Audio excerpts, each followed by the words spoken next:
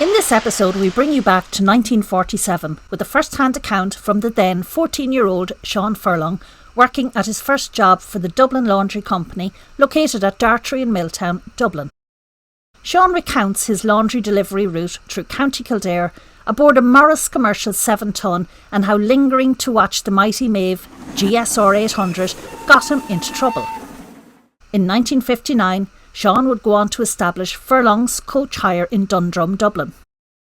In Sean's words, as the trustful Morris commercial 7-ton sped towards the plains of Kildare on that May morning of 1947, loaded to the roof with fresh-smelling laundry consisting of bagwash, fully finished and huge hampers of hotel linen, the snow-capped Dublin and Wicklow mountains glistened in the sunlight.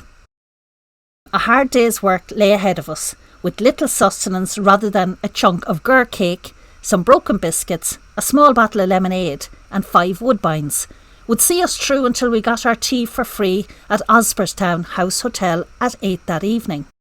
The villages and towns of Blackchurch, Red Cow, Rathcoole, Johnstown, Kill, Naas and Sallins and all the points in between had to be served, as Kildare was a once-a-week delivery run and collection.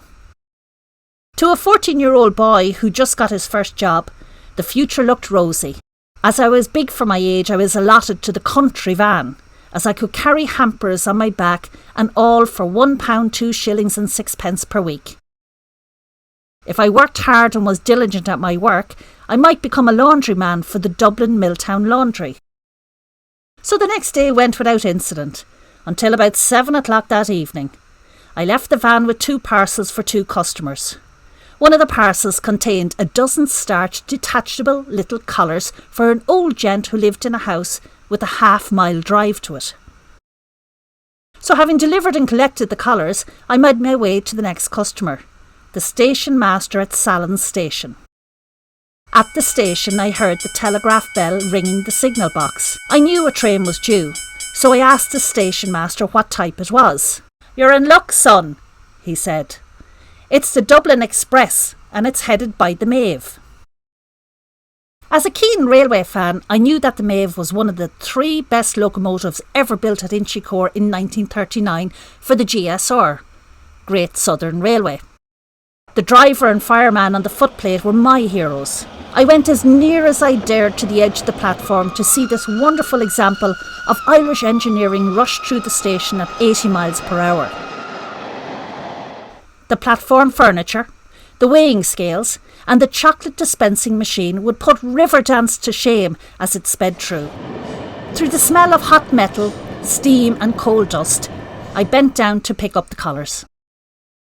To my dismay, I spotted them like wasps in a whirlwind halfway to Hazelhatch. The slipstream had caught them, and so were my chances of ever becoming a van man. The week went slowly by until the following Thursday as we were loading the van for Kildare. The tannoy blared out that I was to go to Mr. Benson's office.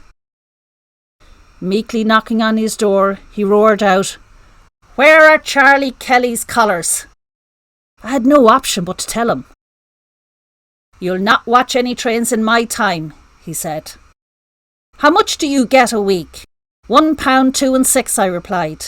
"Right, until the collars are paid for, 2 and 6 will be stopped out of your wages each week." It was like Lent twice in the 1 year. And so for the next 5 weeks I would miss my twice-weekly visit to the cinema and have to cut down on the woodbines and the 4p wafers. 40 years later I encountered Maeve in the Ulster Transport Museum, looking good as ever. This is a story of Sean Furlong, retired coach driver and guide.